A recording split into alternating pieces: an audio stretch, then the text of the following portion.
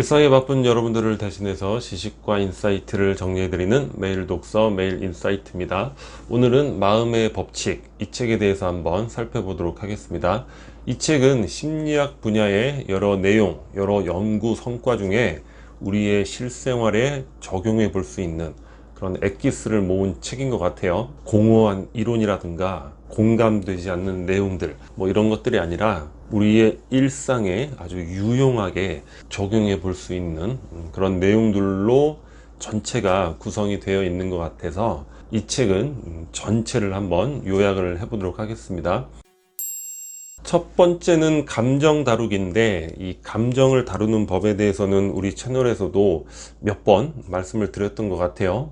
중요한 건 뭐냐면 우리는 우리의 감정에 이제 솔직하지 못하다는 거죠. 드러내서 좋을 감정들 이런 것들은 얼마든지 드러내는 게 주변이나 사회적으로 용인이 되는데, 갖지 않아야 될 감정, 그렇게 분류되는 감정들은 억압이 된다는 거예요. 왜냐? 주위에서 그런 것들을 원하지 않고 사회적으로도 좋은 이미지로 용인되지 않기 때문에 그렇죠. 그래서 우리가 어린 시절부터 보면 가다가 넘어져서 다친 거예요. 그러면은 아픈 감정이 들죠.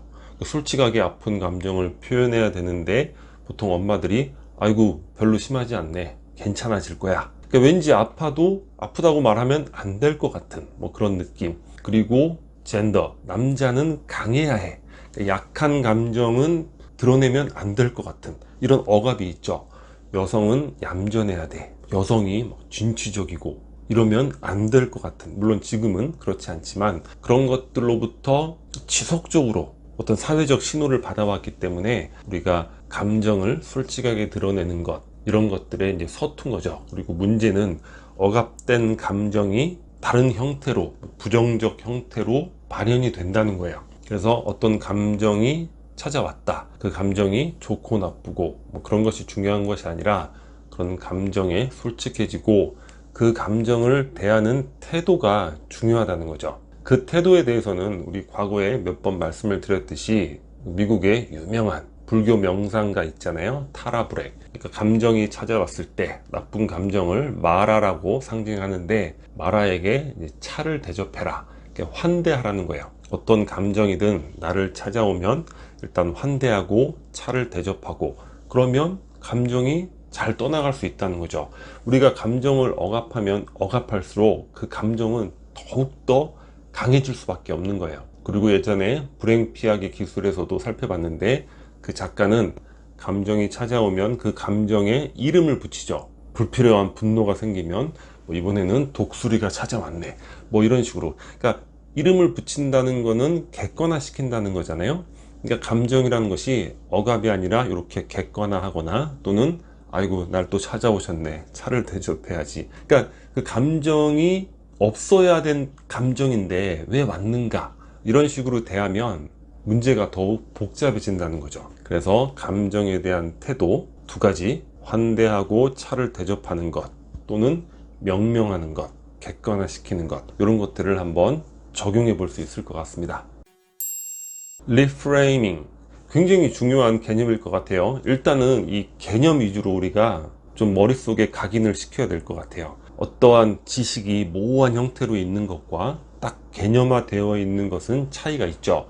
그래서 개념만이라도 꼭 심어둔다면 나중에 생활을 하다가 나도 모르는 사이에 그 개념이 적용되는 경우가 있어요, 유용하게. 그래서 그 개념을 제가 강조해서 말씀을 드릴 건데, 이 리프레이밍이라는 개념 너무 좋은 개념인 것 같아요. 그러니까 뭐냐면 프레임을 다시 설정을 한다는 거죠. 책 속에는 아침부터 시작해서 하루 종일 안 좋은 일이 생기는 거예요. 자명종이 꺼져서 늦잠 자고 회사도 늦게 되고, 구두끈이 풀어져서 그걸로 또 문제가 생기고, 외투에 또 단추가 터지고, 발도 접질르고, 친구들도 나를 냉대하고, 여튼 아주 지친 하루를 보내고 집에 와서 침대에 누웠는데 천장에 큰 거미가 보이는 거예요. 그러니까 완전히 나쁜 하루가 되는 거죠. 하루를 망친다는 느낌. 근데 이런 것도 우리가 얼마든지 리프레이밍을 할 수 있다는 거죠. 자명종이 멈춰서 오히려 좀 푹 자서 피로를 회복하고, 피로하다는 건 사실 많은 문제를 만들게 되잖아요. 풀어진 구두끈으로 인해서 잊고 있었던 구두 상품권을 생각하게 된 거예요. 아이고 빨리 써야 되는데 안 그랬으면 그거 못 썼을 텐데 그걸 쓰게 됐다거나 외투의 단추, 야 이거는 뭔가 새로운 사람과의 인연이 생기기 위한 뭔가 이 표지가 아닐까, 뭐 이런 식으로 또 좋게. 또 거미를 봤다. 거미는 중국에서 복을 주는 영물로 여긴다는 거예요.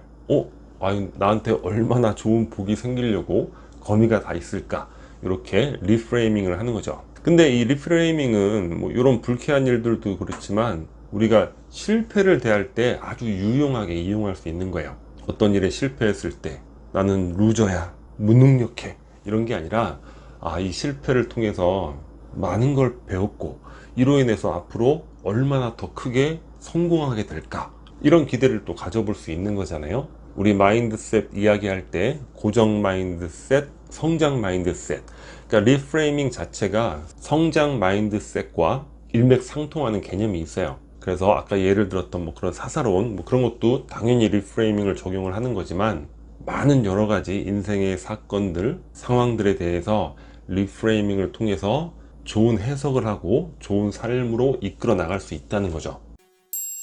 좋은 일은 끊어서 하고, 자, 싫은 일은 한 번에 쭉 하라는 거예요. 여기서 개념어는 습관화인데, 그 습관화라는 개념어가 그렇게 유용하게 적용되지 않을 것 같아서 좀 길지만 이렇게 표현을 해봤습니다. 자, 좋은 일은 끊어서 하고 싫은 일은 한 번에 쭉 한다는 거야. 자, 습관화라는 게 뭐냐면 우리가 뭐든지 좋은 것이든 나쁜 것이든 계속 하다 보면 어떻게 되죠? 무뎌지는 거죠. 이런 식으로 모든 좋은 일, 나쁜 일에 이 습관화가 적용이 된다는 거예요. 자, 그런데 실험을 해봤는데, 자, 영화를 보여준 거예요. A그룹은 중간에 광고를 삽입을 했어요. B그룹은 광고를 삽입하지 않았어요. 우리가 언뜻 생각하기에는 아니 재밌는 영화를 보는데 중간에 광고가 나와?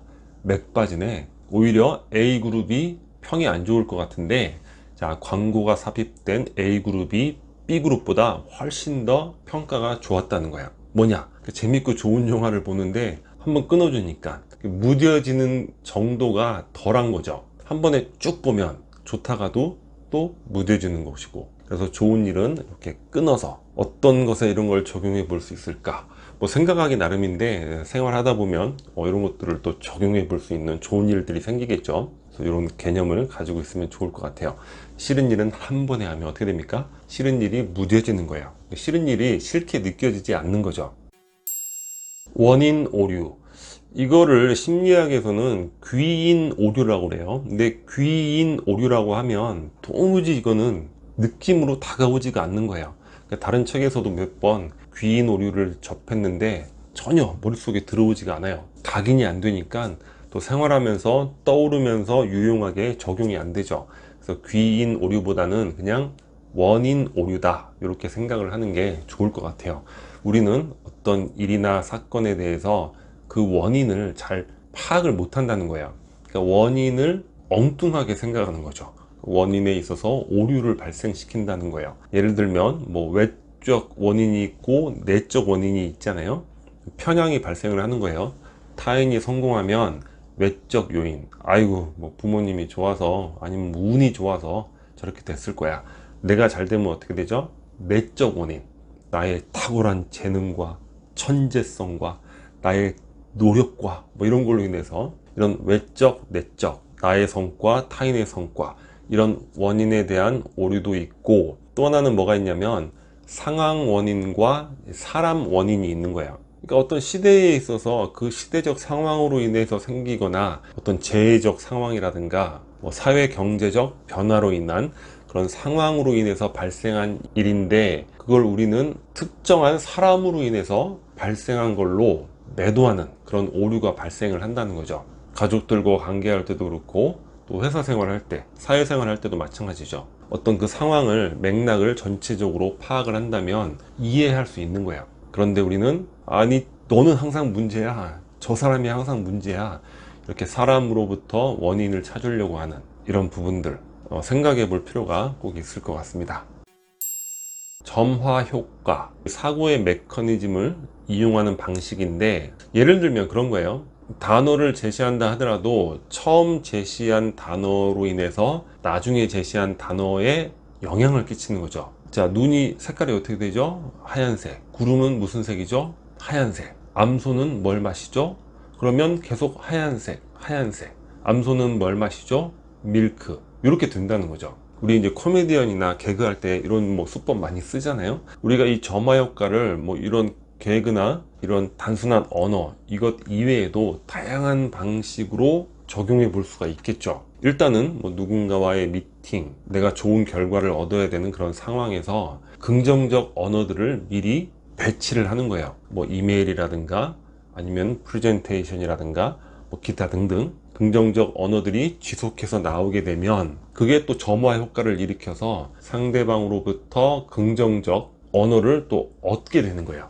그런 점화 효과도 있을 수 있고, 이외에도 살아가다 보면 이 점화 효과 개념을 잘 인식한다면 뭔가 적용해 볼 수 있는 많은 것들이 생길 수 있지 않을까, 그런 생각을 해보게 됩니다. 상승 비교와 하향 비교. 우리는 비교의 덫에 빠져 있죠. 자아도 어떻게 됩니까? 거울 자아라고 하듯이 주변 사람들이 나를 바라보는, 나를 평가하는 그런 것들, 또 나와 동질한, 나이가 비슷하거나 뭐 학력이 비슷한 그런 그룹과의 비교를 통해 나를 인식한다거나, 여튼 비교의 덫을 완벽하게 벗어나는 건 어려워요. 우리는 늘 비교를 하게 되는 거예요, 구조적으로. 그런데 자, 비교에는 두 가지가 있겠죠. 상승 비교가 있습니다.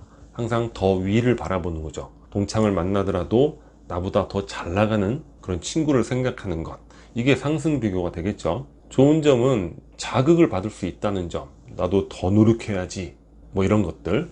그런데 단점은 불행해지죠. 상승 비교는 평생 그냥 불행하게 살 수밖에 없는 거예요. 그런데 반대로 하향 비교가 있습니다. 나보다 못한 사람과 나를 비교하는 거죠. 나보다 더 불행한 사람과. 그런데 아니, 비교를 하려면 상승 비교를 해서 더 노력하고 살아야지 무슨 찌질하게 하향 비교를 해, 이렇게 생각할 수도 있겠지만, 그 상승 비교하면 그냥 평생 그렇게 불행하게 살다가 그냥 가는 것이다, 이렇게 생각하면 허무할 수밖에 없는 거죠. 그래서 우리는 항상 하향 비교를 해야 되는 거예요. 물론 하향 비교를 한다고 해서 내가 뭐 나를 더 자극하고 노력하지 않고 이런 건 없겠죠. 우리는 항상 노력하고 최선을 다하는 것이고, 또 상승 비교의 기회는 언제든지 있는 것이니까 우리가 의도하는 것은 하향 비교가 되어야 된다. 내가 실수로 1억을 날렸다.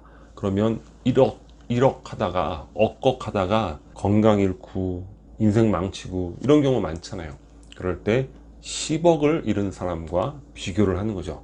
용기가 생기는 거죠. 아직 열심히 살 수 있는 기회가 있구나, 이렇게 생각할 수도 있는 거예요. 그리고 나의 상처가 타인에게는 또 별이 될 수 있는 거예요. 내가 어떤 부분에 있어서 상처가 크고 불행한 사건을 겪었다. 근데 그게 그와 동질의 상처와 불행한 사건을 겪은 그런 사람에게는 굉장한 위안이 되는 거죠. 그게 바로 우리가 삶을 살아가는 방식이 아닐까, 이런 생각을 해보게 됩니다. 그래서 비교의 덫을 빠져나올 수 없는 우리 존재로서 상승 비교하면서 죽을 때까지 불행하게 살아야 될 것인가, 또는 하향 비교를 하면서 나에게 주어진 것들이 얼마나 소중한 선물인지 그런 감사하는 마음으로 행복하게 마음의 평화를 갖고 살아야 할지 한번 생각해 볼 필요가 있을 것 같습니다. 웃는 표정 효과. 이 책에는 안면 피드백 이론이라고 나오는데 이것도 또 각인이 안 돼요. 안면 피드백. 자, 그냥 웃는 표정 효과로 생각하시면 돼요. 우리가 표정을, 웃는 표정만 지어도 기분이 좋아집니다. 저는 이거를 다른 책에서 몇 번 봤기 때문에 항상 적용을 해요. 근데 실제로 그렇게 돼요. 운전하다가도 누군가로 인해서 기분이 정말 나쁘거나 분노가 생기거나 심지어 상심이 드는 경우도 생기잖아요. 어떤 경우에는. 그럴 때 계속 그 나쁜 감정들을 생각하게 되는데, 이 웃는 표정을, 입꼬리를 올리면서 웃는 표정을 딱 지으면은 딱 기분이 나아지는 거예요. 그래서 계속 그 표정을 유지를 하는 거죠. 그러다 보면 어느 정도 시간이 지나면 그런 불쾌감, 분노 이런 것들이 사라지게 되는 거예요. 그래서 우리의 감정을 다스리는 데 있어서 이 웃는 표정 효과, 이것만큼 쉬우면서 효과적인 것도 드물다. 그리고 건강을 유지하는 데 있어서도 아주 도움이 되고, 이 웃는 표정만으로도 웃음 효과가 있다는 거예요. 대인관계도 굉장히 좋아지겠죠. 웃는 얼굴로 세상을 대하는 거니까. 자기 충족적 예언. 이건 무슨 얘기냐면 어떤 언어가 일단 발설이 됐어요. 그러면 그 언어가 그 자체로 힘을 갖게 되는 거예요. 누가 나에게 내일 다칠 것이다, 이런 예언을 했다. 그러면은 그 사람의 그 예언이고 뭐고 그 언어의 신빙성이 전혀 없는데 내 스스로가 그 생각에 얽매여 있다 보니까 내일 과도하게 행동하면서 다치게 되는 뭐 그런 경우가 생길 수 있다는 거죠. 그 예언, 어떤 언어가 원인으로 작용해서 현실로 나타나는 거예요. 우리 학창 시절에 많이 배우잖아요. 로젠탈 효과. 그냥 무작위로 추출해서 A그룹한테 너희들은 아주 뛰어나, IQ가. 예를 들어서 B그룹에게는 IQ가 좀 떨어져. 그런데 일정한 기간이 지나면 이 A그룹, 너는 뛰어난 학생이야, 이런 언어를 받은 그룹이 훨씬 성과가 뛰어나다는 거죠. 그러니까 인간의 이 생각이라는 거는 이토록 힘이 엄청나다는 거예요. 우리 예전에 하버드 0.1%의 비밀, 부정적 신호를 차단하라, 거의 우리 인생 문장이 될 수 있잖아요. 그러니까 우리가 사사롭게 받는 이런 부정적 신호, 언어라든가 눈빛, 몸짓, 행동, 이런 걸로 무너지는 경우가 굉장히 많다는 거죠. 그래서 그런 것들을 우리가 차단을 해야 됩니다. 예언이 되는 것이니까. 그래서 어깨를 쫙 펴고 타인의 어떤 부정적 신호 차단, 그리고 긍정적인 언어들, 그런 것들을 예언으로 믿는 거예요. 그러면 그게 현실로 나타날 수 있는 거죠. 카테고리화. 책에서는 지각적 범주화라고 나왔는데 또 각인이 안 돼요. 그래서 그냥 카테고리화, 이렇게 각인을 하면 좋을 것 같습니다. 우리 아까 습관화 이야기를 했잖아요. 어떤 느낌이나 감각이 무뎌지는 그런 현상들. 그래서 좋은 일은 끊으라고 했죠. 사실 그 얘기가 이 얘기예요. 좋은 일을 끊어라. 그러니까 좋은 일을 분류하라는 거예요. 카테고리를 나누라는 거죠. 자, 실험을 했는데 A그룹은 그냥 사탕을 무작위로 준 거고 B그룹은 사탕을 카테고리별로 나눠서 준 거예요. 그러니까 A그룹은 예를 들어서 100개 먹고 평가하라, 사탕에 대한 만족감을. B그룹은 자, 오렌지 10개, 체리 10개, 뭐 키위 10개. 뭐 사탕을 그렇게 많이 먹을 수는 없지만 예를 들어서 그랬더니 만족도가 이 B그룹, 이 카테고리별로 나눠서 줬던 그룹이 훨씬 높게 나왔다는 거죠. 왜냐? 사탕을 먹을 때 각 카테고리별로 집중해서 먹는 거예요. 이건 맛이 어떨까? 저건 맛이 어떨까? 뭐 이런 식으로. 근데 뭉뚱거려서 준 거는 그냥 다 사탕이니까 그냥 뭐 사탕이지 뭐 이런 식으로 먹었다는 거죠. 만족도에 큰 차이가 발생한다는 거예요. 그래서 우리가 좋은 일은 항상 카테고리화, 그리고 우리가 해야 할 일, 그런 것도 카테고리화. 운동, 그냥 뭉뚱그려서 운동이 아니라 나눠보는 거예요. 뭐 예를 들어서 요일별로 월요일은 조깅, 화요일은 수영, 뭐 수요일은 뭐 일요일은 등산, 뭐 이런 식으로 좀 지루함이 덜할 수 있는 것이고, 종류별로 나눠볼 수 있는 거죠. 20분은 어떤 운동, 5분은 어떤 운동, 할 때마다 그 카테고리에 집중할 수 있는 거예요. 적극적 경청. 우리 인간관계가 문제가 많은 이유가 뭐겠어요? 상대방의 말을 잘 듣지 않는 거죠. 말만 잘 들어줘도 그렇게 문제가 심하게 발생할 일은 없을 것 같아요. 가족 관계라든가 회사 내의 관계라든가. 그런데 우리가 타인의 말을 인내심을 갖고 경청하지 않는 이유, 그 이유가 뭐냐면 우리는 다 오해를 한다는 거예요. 왜냐면 내가 상대방을 경청한다는 것은 찬성하는 것으로 비출 것이다. 그리고 상대방에게 그 상황 이해합니다, 이렇게 말을 하면 거기에 동의하는 것으로 비출까봐 심리적으로 거부를 한다는 거죠. 그러니까 경청 자체를 안 하는 거예요.